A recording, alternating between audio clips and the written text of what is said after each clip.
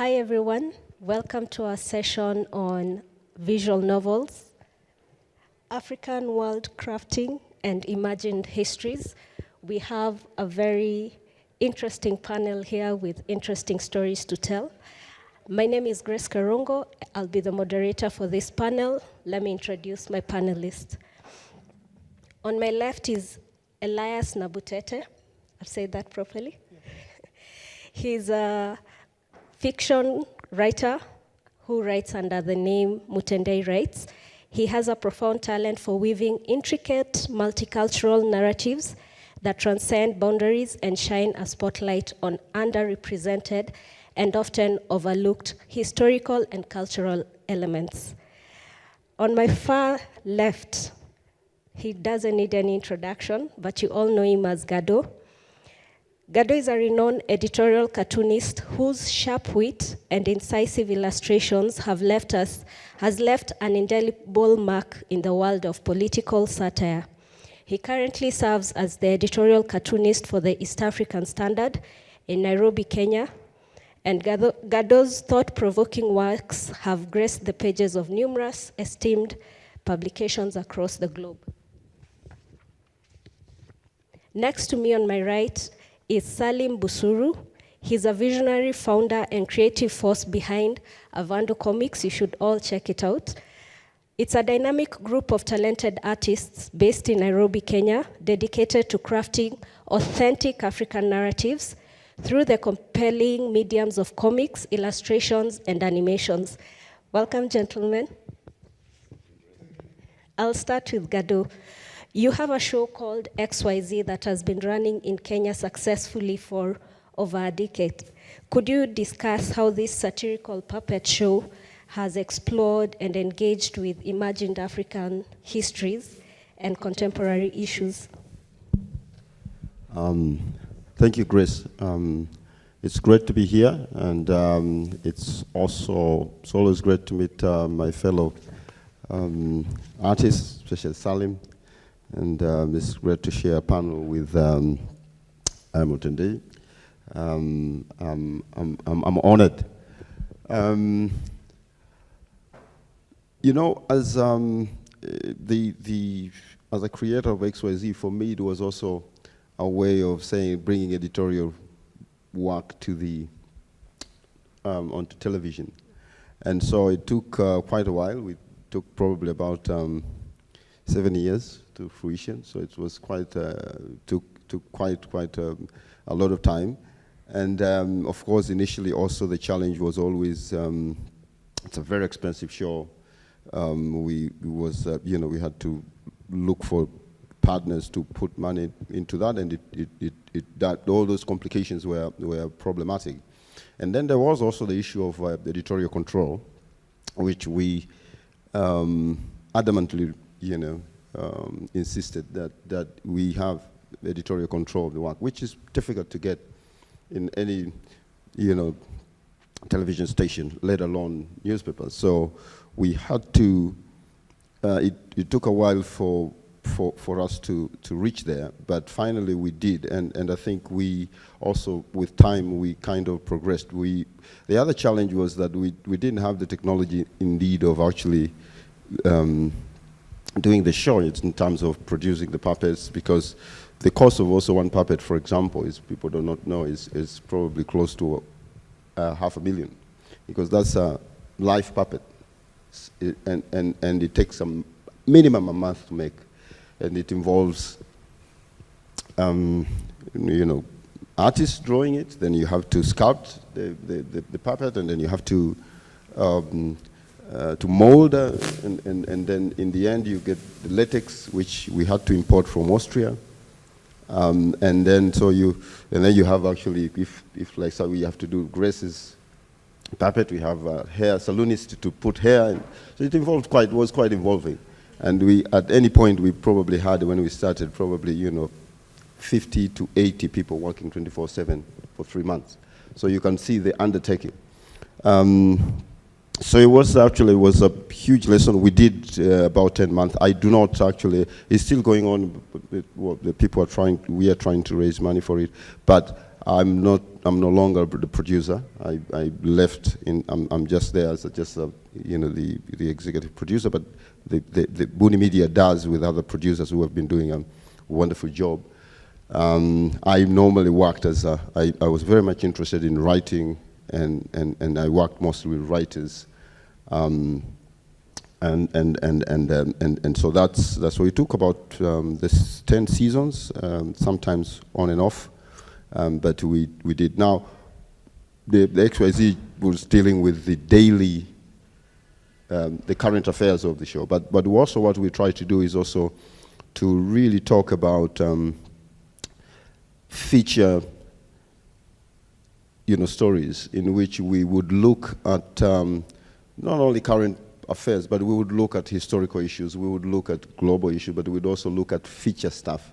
In the sense that the show also was very difficult because the style of working we had to evolve, because we figured out by the time it's a weekly, by the time we write material today, this week, for next week, things will be changed. And as you know very well, I mean, Kenya political scenario is as fluid as it gets. So what we would do is that we would figure out, take a political issue and then figure out, okay, what is the likely scenario probably next week? Look at the history and say, okay, historically we have this background, probably this is what we should write. And so that's how we try to engage, so that you stay up to date. Indeed, even at a personal level, that's mostly, I like to do that, because these days you can't, and my colleagues probably will know this better than myself, is that you can't actually keep up with the memes and social media. And so when I look at the issue, I don't try probably to anticipate. I try to figure out, what does this mean? So I'm trying to be a little bit analytical in the sense in how I approach issues, what I do, as opposed to reporting kind of, or trying to do, because you can't win. I mean, you have more editorial and smart, I must say, memes and editorial artists today using social media, TikTok, and so forth. And so that has that challenge. And so that is probably what one, that's how I approach it. I mean, at Buni also, what we are trying to do is also to work on we have actually, I'm a producer of different other, puppet projects, children's projects, and animation projects, and of course, probably my colleagues also will touch on that. So it's in a sense, the show tried also to, as one of the mediums that say, look, there is actually a lot that can be done in Africa, and actually we have lots of stories, but also I must warn that, okay, this is a complicated topic. I mean, we also, as we have seen, we don't have the monopoly of telling those stories. So it's important we tell our stories, through different mediums, because if we don't, people will tell, our stories. And as we have seen, that has happened. So I think there are different mediums that have emerged. I think these, I'm also currently working on a graphic novel project. There has been also this, which I love, this, not necessarily wave, but what is happening with different comic artists, with different artists. And I think we can use that, we can use the existing technology to do better. Of course, the environment is very difficult in the sense of that for any industry to grow, you need actually to invest in that. So we find it very difficult, because if you look across the globe also, you find that, we don't need to reinvent the wheel. I mean, the countries that have been successful is also been also very much quite a huge investment in the area. So there is a need to look at that for us also to look at in terms of reimagining, African stories, in terms of telling our stories, and in terms of actually making it an industry. But otherwise we'll be left behind. Thank you for that. Reminding us that a week in politics is too long. Let's focus on your work as a editorial cartoonist. How does that help also tell the African story? And while you're explaining that, also tell us a bit more about your graphic novel that you're working on. I think as an editorial, you know, it's important that we tell our stories in one way or the other. I mean, as you know, as an editorial cartoonist, for example, I mean, I'm always fascinated, and as a media practitioner, as a journalist, you always look, for example, at the depictions of Africa, and I know this is a cliche, but it is there, and so it's most of my work. What I was doing, I was always telling stories from an African perspective. So I was actually an African editorial cartoonist, and I still am. But I always tell stories about from our perspective, which is rarely there. And so, if, for example, if you're talking about, for example, the current change, about the current trends, and let's say climate change, the way the climate change is discussed, for example, from the West, is very different. And they talk about all these carbon credits, they talk about all this stuff, but actually they don't have a perspective. They don't show any perspective from Africa. And so my role has always been trying to say, okay, what can I say from our perspective to really show, these are the issues. And so that is also very challenging. So that's how I've always tried to look at things. And actually that's how I approach also the projects that I do. The same, for example, with the work that I'm doing now. So I won't tell you much because but I've been researching and working, and for the last 3 years about the project. I've been working with an assistant researcher. I've been working with layout artists and so on. The work is still going on. I've been traveling, documenting and putting together the stuff. I've managed to put what you call finalized with my synopsis. I'm still researching as I go along. But it's the same approach that I use. It's if you want to tell authentic stories, also it's work, and so I have been doing that, and I think that's also one thing that I want to do. I want to probably do less editorial work and concentrate in doing that, and it is of course also a lot of work. I'm very happy, for example, I find joy in collaborating with other artists. I mean that's something that I've always done. I mean with XYZ the success was because I worked with brilliant artists. At Buni we work with brilliant artists. I enjoy working with writers. In fact, the project that I'm doing, I've traveled to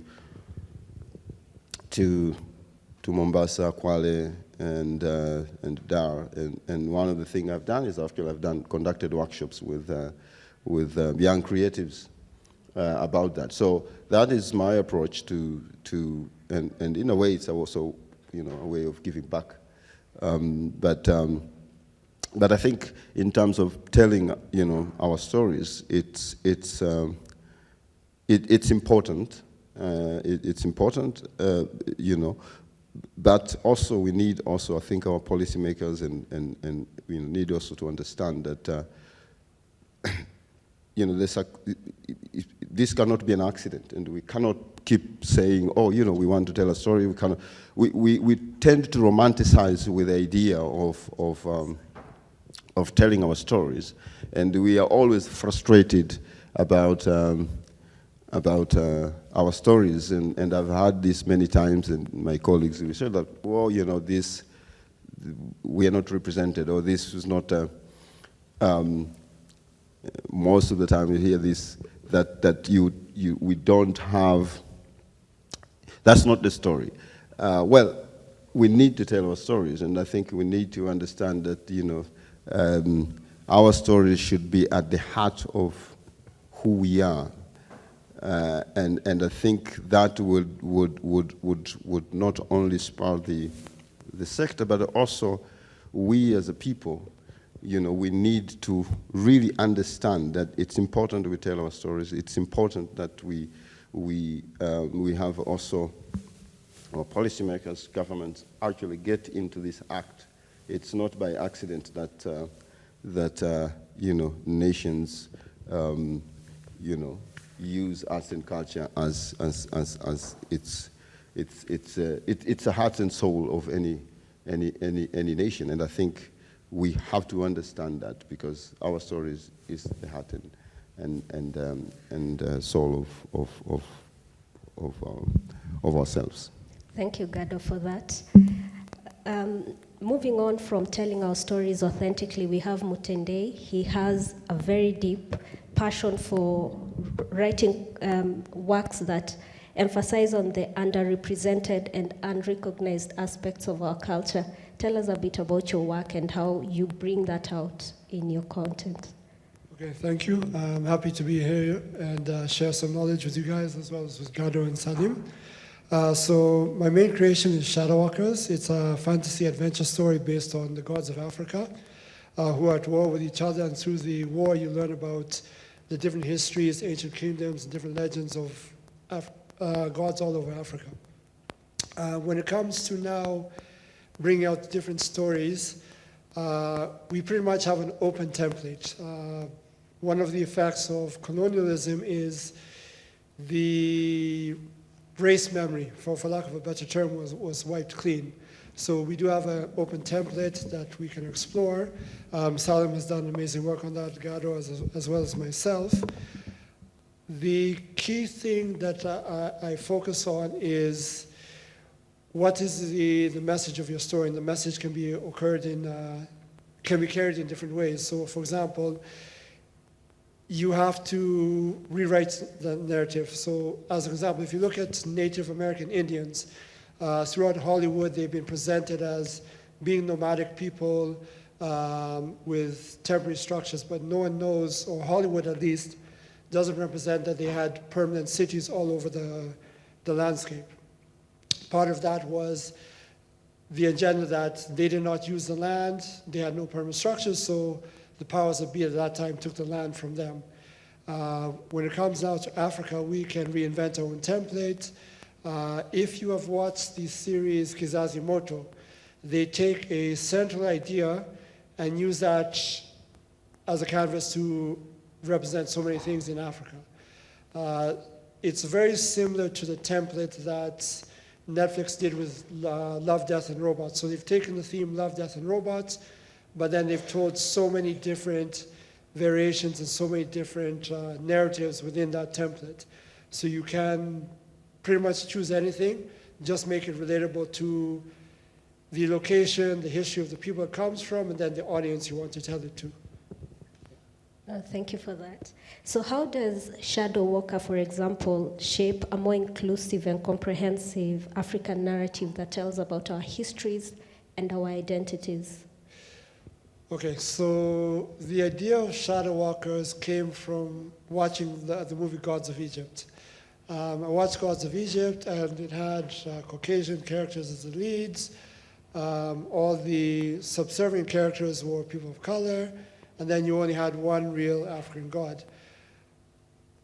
And it made the mistake, it didn't make the mistake, but it was intentional of pigeonholing African cultural heritage. Because whenever people talk about African gods or African deities, they usually focus on Egypt, but then no one talks about South African gods or gods from North Africa. So I wanted to create a landscape in the same way that we have a landscape of Roman gods and Greek gods, and have people buy into that.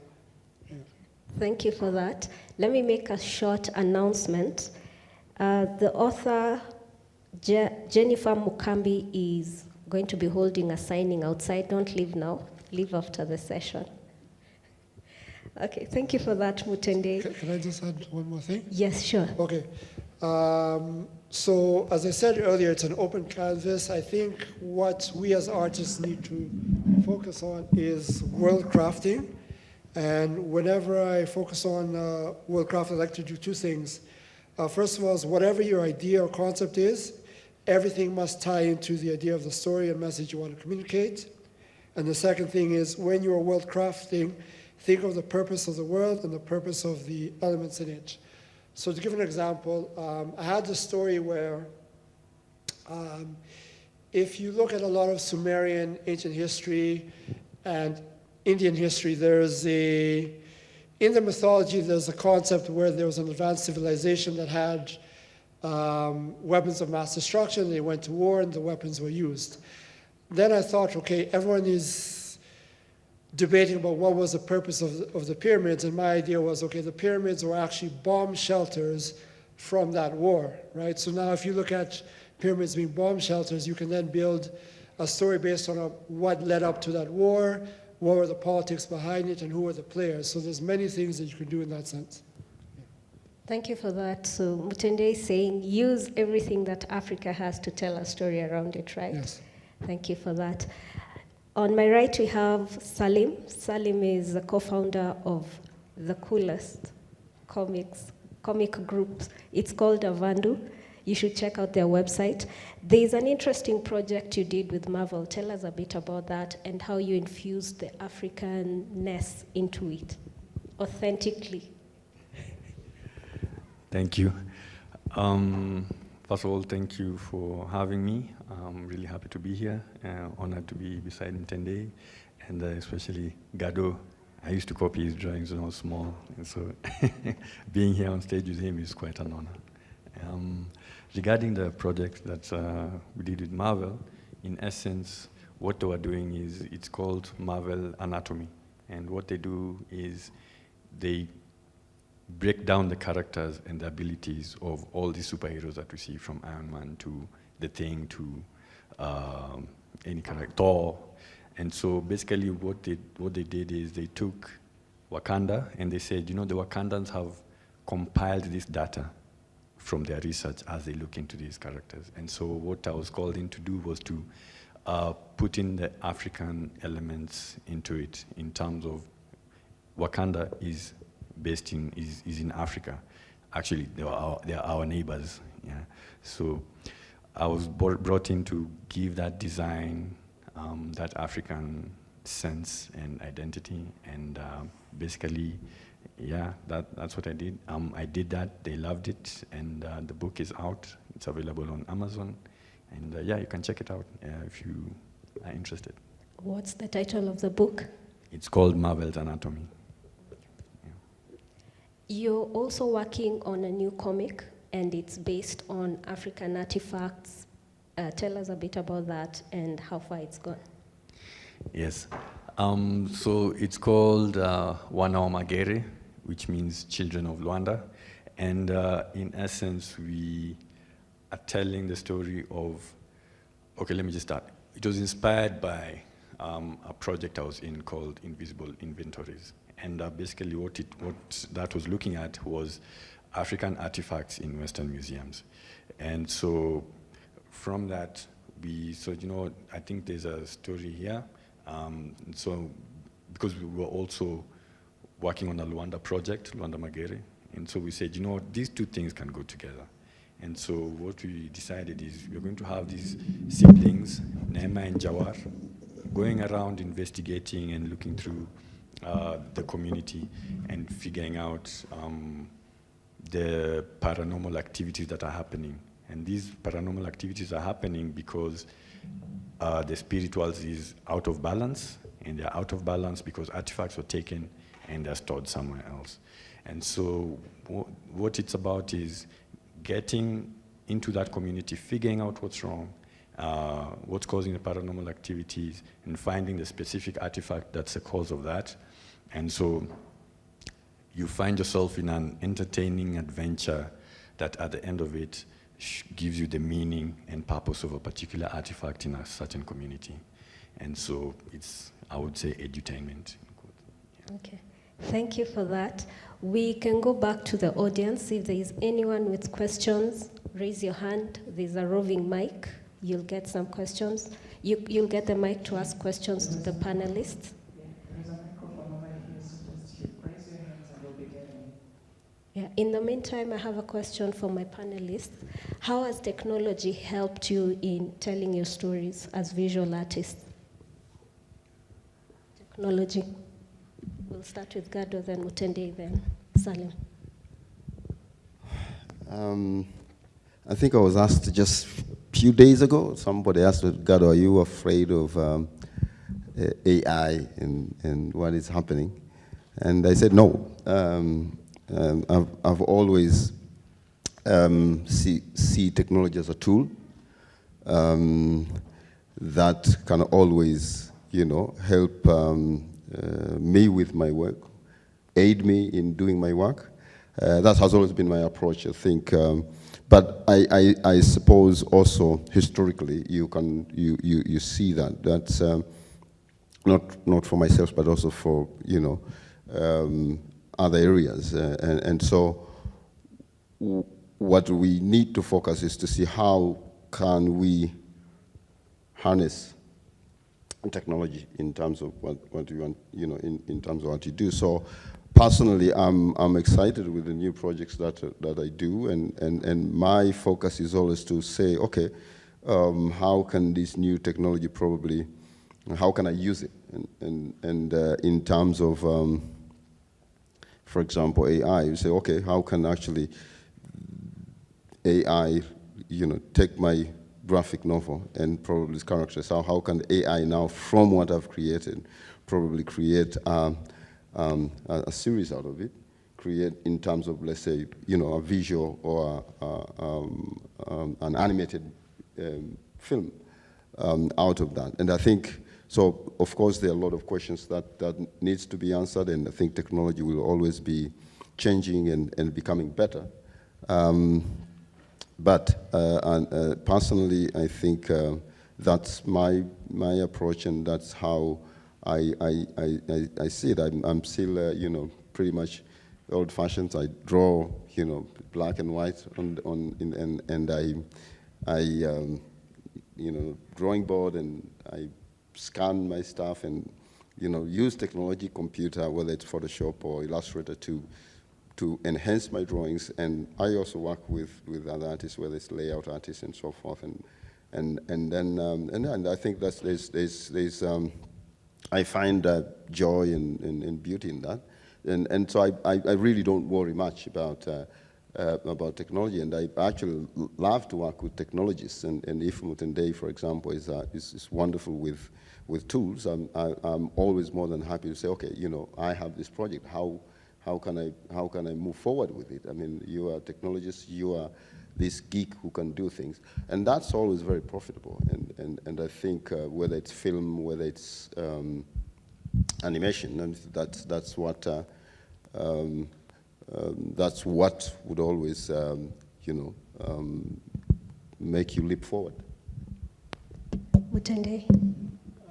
From my end, I would use technology mainly to engage with the audience. You can get instant reactions, make notes of what the audience is looking for. Earlier on, when I was creating a lot of my stories, I would do short blog posts and share them on WhatsApp or share them through Twitter and Instagram, get instant feedback, because the problem, or the opportunity rather, for us as artists is we have a lot of outside narratives where we're getting unnecessary stories, whether it's from Marvel or DC, that people have been oversaturated with. So you can then find out what the audience wants to see or where the gap is and get their honest feedback in terms of things they identify with. So that's what I would use technology for. Yeah, I completely agree with both points. And I think what I would say is, I think technology is really great in terms of skills acquisition. It has been really great for that. Because, okay, in my own case, I was not able to go abroad and study animation when I wanted to. Also, at that time, there was no proper institution that could teach me that. And so, through engagement with my peers and other guys in the local scene, they pointed me, to the internet and all these places to get those skills. So I think we're in a really great time whereby anything you want to learn is on the internet, and the internet is accessible. So I think that's what I would say. Thank you for that. Do we have any questions? I can see 1, 2. Two questions. There's one there, and then. Let me start with her, then I'll get to Okay. you. Then who are the others? But let me start with it first.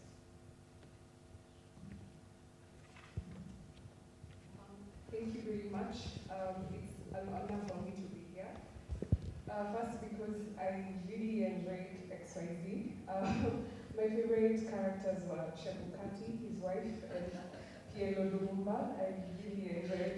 In fact, whenever I'm bored and considering, like the things that make you laugh, I go back to those scenes. So thank you very much. It's a great honor. For Shadow Walkers, Mutendei, I know your work and it's amazing, and I'm really waiting. I'm looking forward to the next series. Thank you.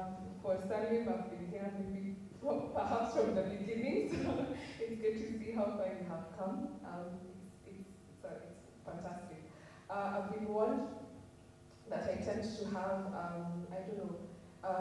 that groupie mentality, so if you see me smiling too much, or please forgive me because I'm super excited.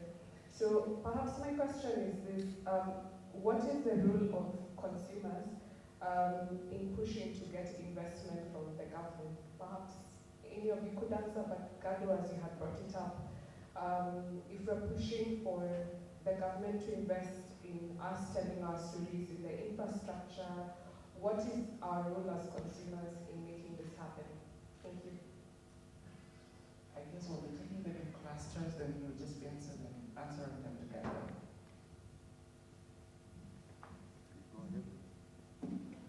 Okay, I joined the groupie class, so I'm actually really quite excited to see all of you here. Just a question linked to, I think some of the undertones of some of the things you have not really said. In other countries, mostly maybe in Asia, you would be regarded as, special security assets. You are the visionaries, the ones who can look ahead, almost like the prophets of the nation. The ones that are consulted at different levels to imagine both the country and the people. And I mean, it's so very clear that's what each one of you do in your different ways. What would it take for Kenya or even for the continent to provide enough resources and assets to ensure that you can operate at the optimum level? That's the first question. And the second question is, have you guys known each other before?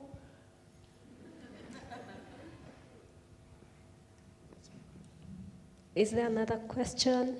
There's one there. Let's take all of them, then the panel can answer after.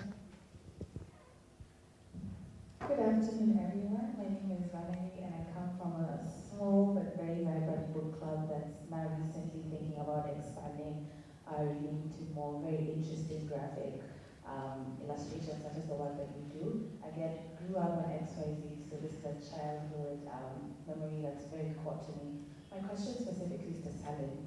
You, as you mentioned, pioneered Africanness and the space of African conversation and presence in the global space, especially around very big industries like Marvel. How do you maintain that position?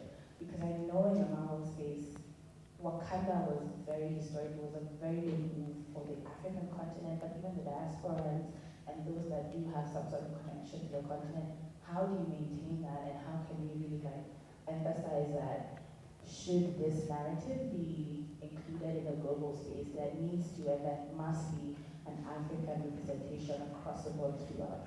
Thank you.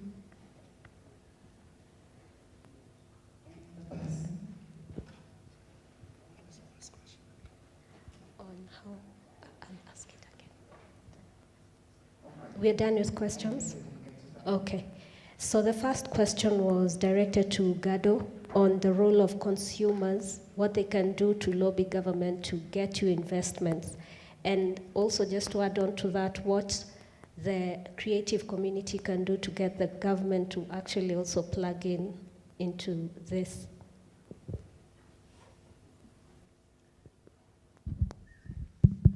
I don't think that was directed to me, but but I think one of the things that consumers have shown us is that there is an appetite for content, for this kind of content. There's no doubt about it. I think a few years ago, you would hear things like, "Oh, we are a nation that doesn't read," and things like that, which all these were false. I think we have seen that the consumers, the audience has shown us that there is actually appetite for this kind of content. And so that, for me, the consumers have played a huge role in exposing that. Now, I think it will be also unfair to probably put a lot of weight on what else the consumers can do. What we have to understand that we are living in a global context in which content is produced every day, every minute, and so we Africans also, and we have to understand that we are also against that grain. And it's important to know that the consumers also every day they are faced with that, and everybody would love a good content. And so back, for example, if you're to look at what the film Wakanda did, I think it is sort of like there was this that force that came out to say, okay, oh, there is this other world called Africa. Well, we have been there all along anyway. So it's quite challenging for the artists, because you also have to understand, I personally would like to say I've been also very lucky, and probably very few that I've been working in a newspaper that I could work as an editorial cartoonist, and I could actually pay my rent, and I could concentrate in working.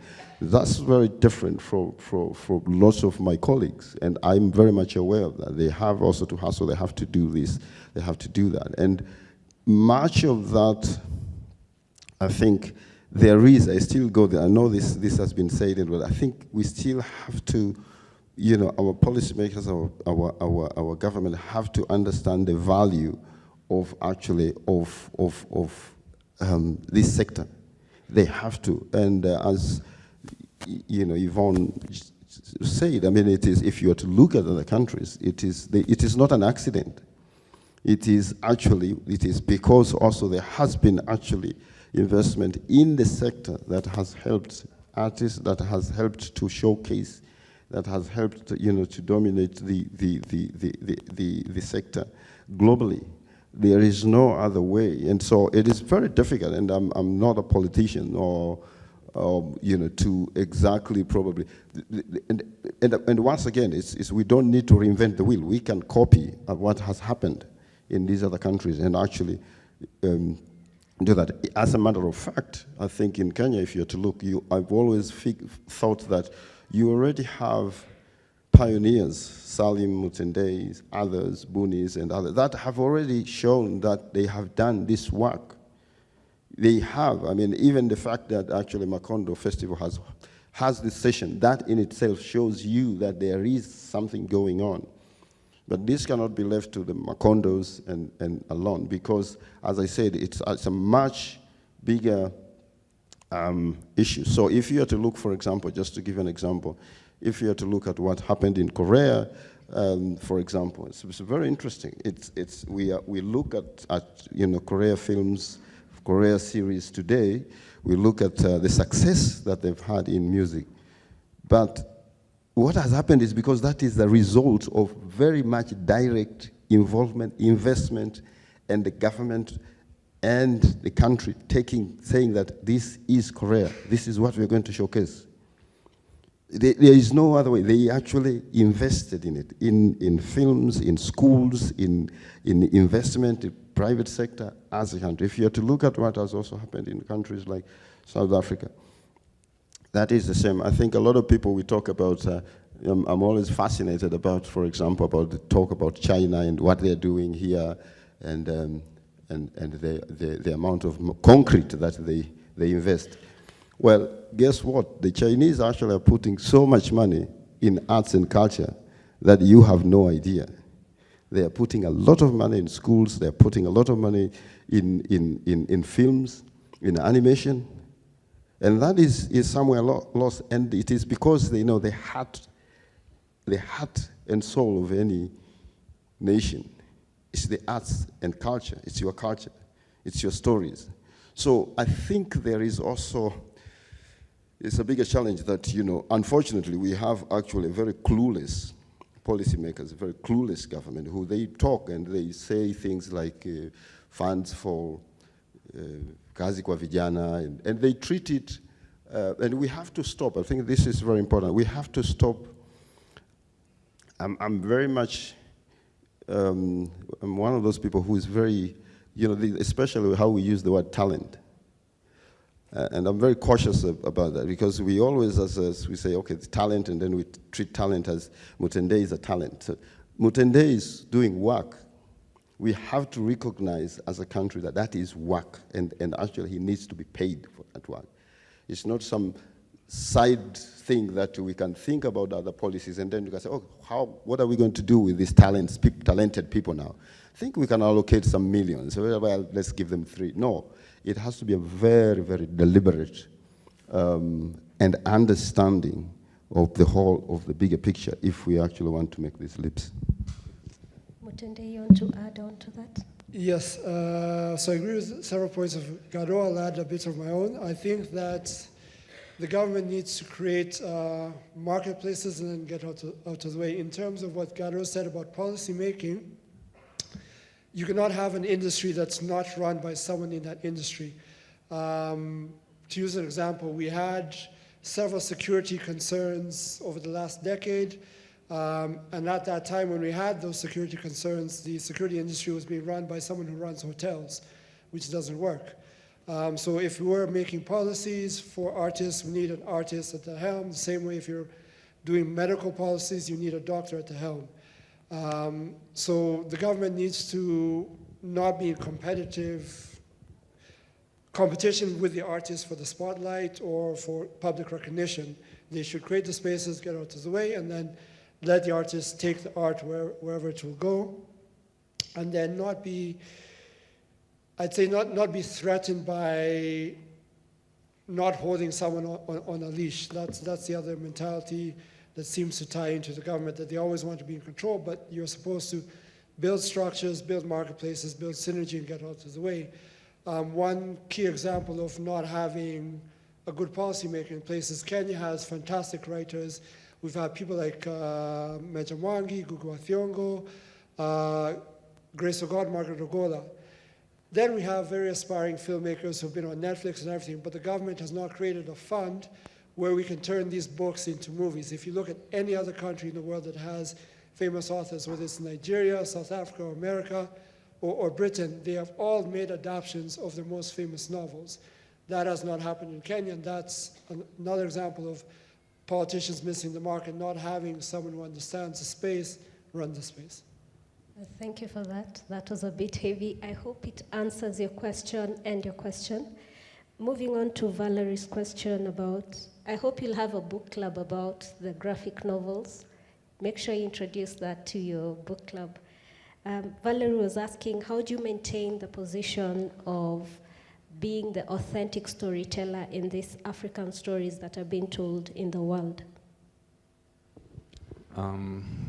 Thanks for your question.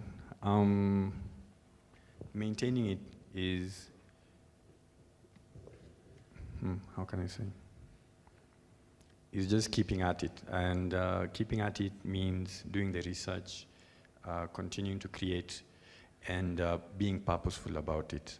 Because we're in a bit of a tough industry. I'm sure Gado and Mutendei can attest, in the sense that what you do in this current situation, you have to do yourself.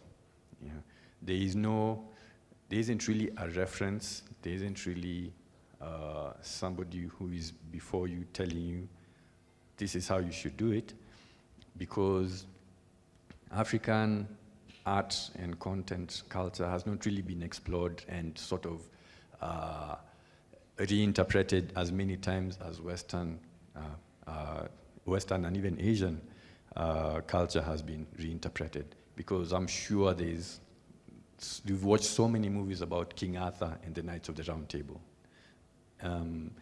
about samurai, you know. So what we find, which is a good thing, is that African culture has not really been tapped as much. And so we are in like a fresh space, I would say, a fresh genre. And even with the minimal, because to be honest, I've not really gone that deep into African culture. But because I've started, I am unique in that sense. And so people see that and say, oh, damn, you know, let's talk to Salim, you know, he's done this and that. But I haven't really gone that deep. Yeah. So what I'm saying in conclusion is,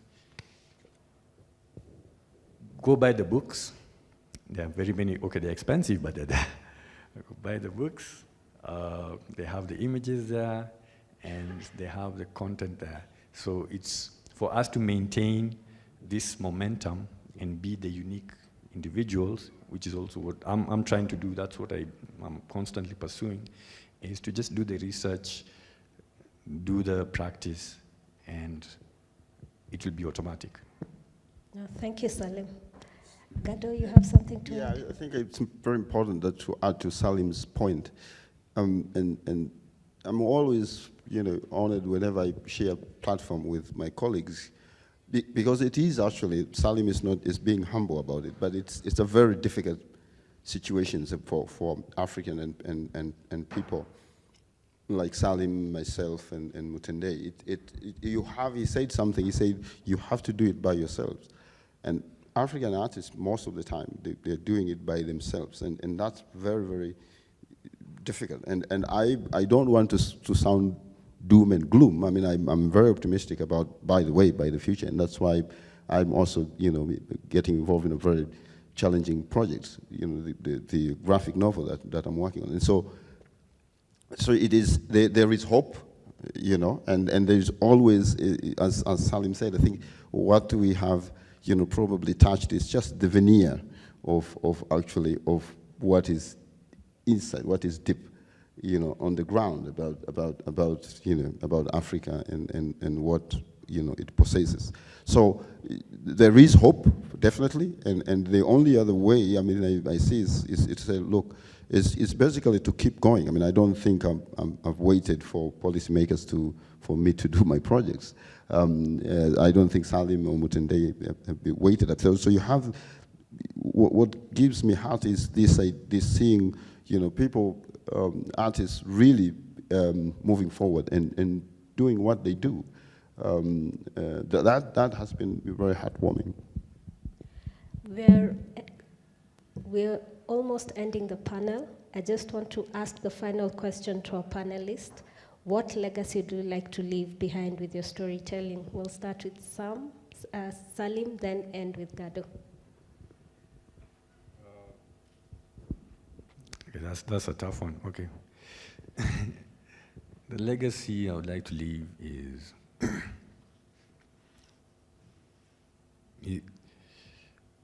it's the motto of our studio, Avandu. It says, we are more similar than we are different. And I say that because at the end of the day, we are all about love, family, hate, anger, all these things. But the only difference is how that is expressed. And that's what makes unique cultures. And so I believe by us showcasing African stories and cultures, you know, people can see that, oh, they also value this thing, but in this way. That's nice. So I believe that would bring us closer together than it would divide us. And so I believe that. And so now the other one, that's why it's a tough question. The other one is to show African content and culture in a cool way. Because what we tend to see is when the young generation consumes content, which there is a lot of it, we tend to, even myself, I'm in that bracket, like, I valued Western mannerisms in Western content, I thought Western way of doing things was a good way. But it's not until I started learning about African culture and context and all these things did I realize, oh, you know what? We also have these values that are important. And the loss of these things is what has put us in some of these situations that we're in now. So my thing is not to say that one is better than the other. It's to show that these are all cool, and we are also cool. You don't need to change your hair, make it a certain way to be cool. You don't need to dress a certain way to be cool. You, from your own ancestors and from where you're from, you have the confidence to dress how you would like to dress in any way, and show and be proud and say, you know, this is from my tribe. It's this and that, so that there is that confidence. I think, yeah. Thank you for that, Salim. Mutendei? For me personally, I want to create a body of work that will be timeless and inspire future generations of artists. I'm sure Salim and Gado are familiar with the work Akira, which inspired a lot of the animations that we see today. So I want to build that body of work. And then the other piece is to create such a work in such a way that communicates to artists coming up that you also need to focus on building a body of work. I've had experiences with some new artists where they do one thing and they expect that one thing to help them conquer the entire world, which realistically won't happen. Like everyone hopes that will happen, but it won't happen. So I would just communicate, be consistent in your work and build a body of work that can live on after you. Yeah. Thank you, Mutendei. Gado? I think this legacy thing is complicated. I would like to say probably I would, and I agree with my colleagues here, what they've said, but I think I would like to leave that to others. Rather to judge that, it's always complicated and difficult. I just hope that I've spent my fair amount of my time drawing very not so kind drawings and horrible drawings. So I hope my legacy would be, when they come to judge me, my legacy will be kinder than my drawings. Thank you. We'll leave on that high note. Thank you very much. Thank you, Gado, Mutendei, Salim. My name is Grace Kerongo. Thank you for attending our session.